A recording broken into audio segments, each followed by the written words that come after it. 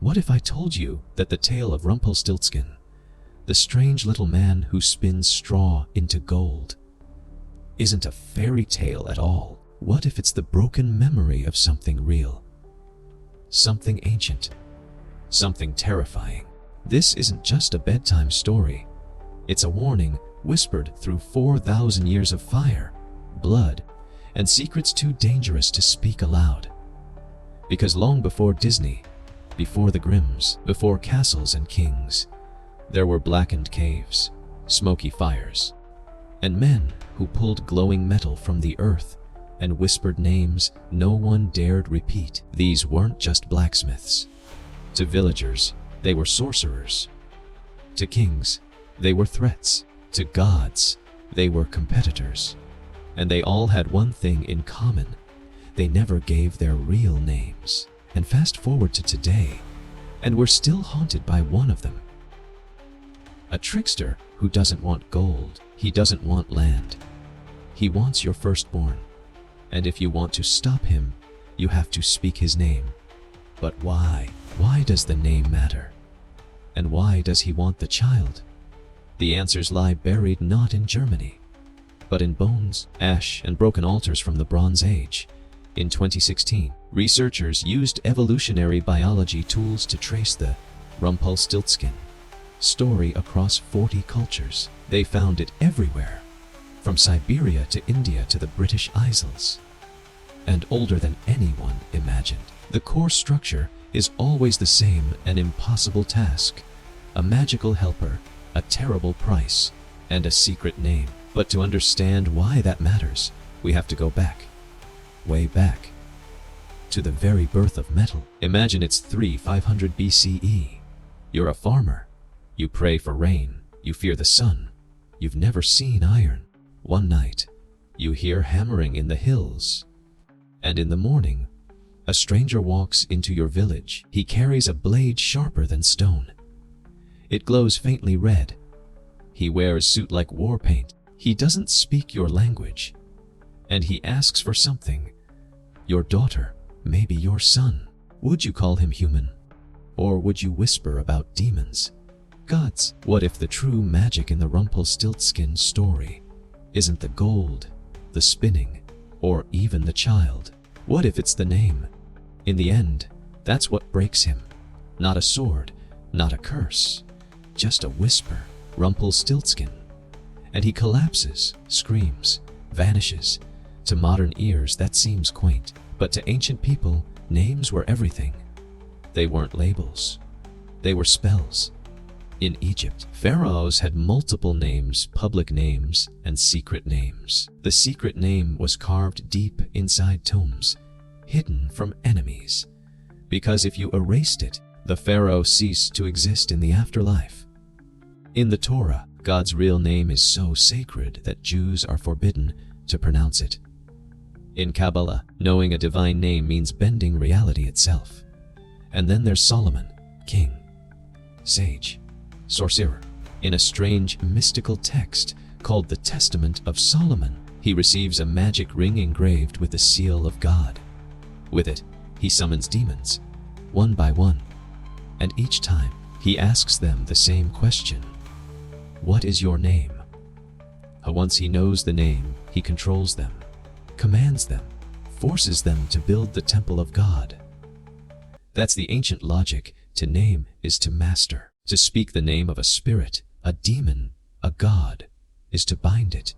And Rumpelstiltskin, he's terrified of his name, not because it's silly, but because it's sacred, powerful, possibly forbidden. He sings it only when he thinks no one is watching, around a fire, deep in the woods, like a ritual, like a priest reciting a forbidden rite.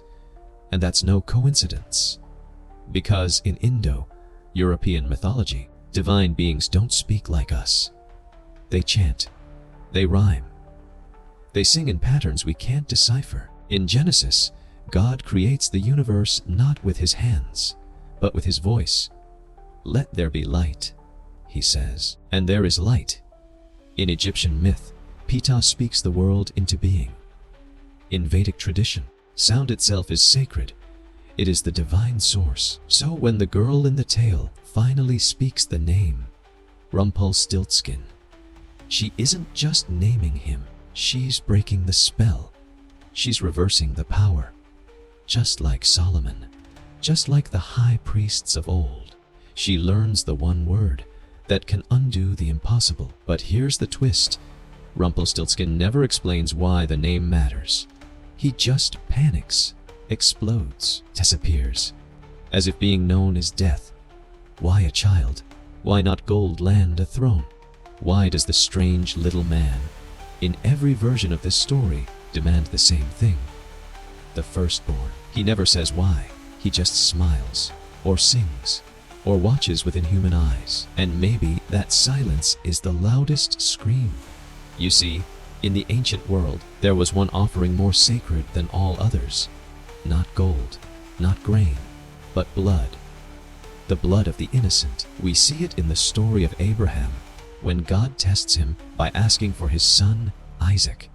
We see it in ancient Carthage, where archaeologists have uncovered hundreds of tiny urns filled with the burnt bones of infants, likely sacrificed to Baal or Moloch.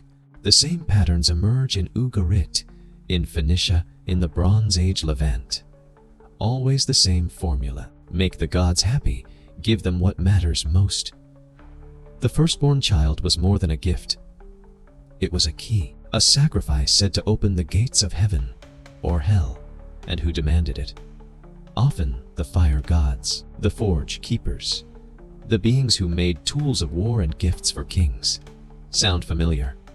It should, because Rumpelstiltskin is always connected to fire, to transformation, to creation from nothing. He spins straw into gold. He appears only at night. He bargains for the thing most precious, and then disappears into the earth.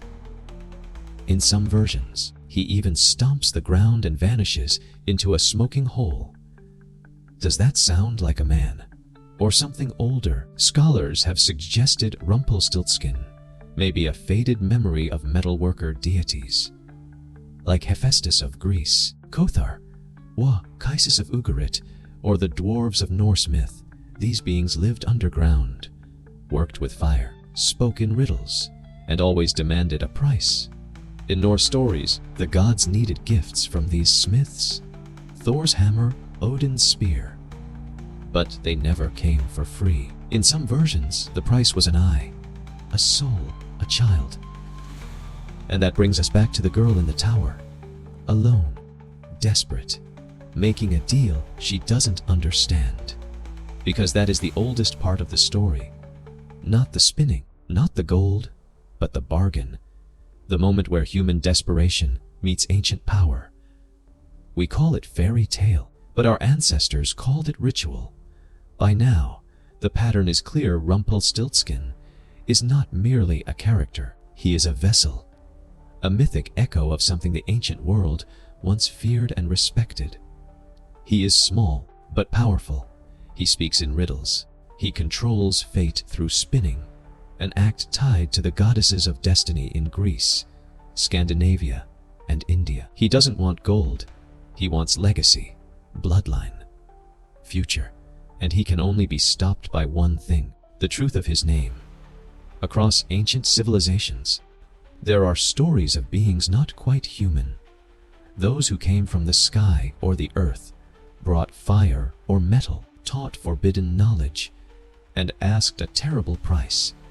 The Watchers in the Book of Enoch, the Nephilim, the Apkallu of Mesopotamia, the Tuatha Dé Danann of Ireland, all powerful, all mysterious, all eventually erased or reduced to legend.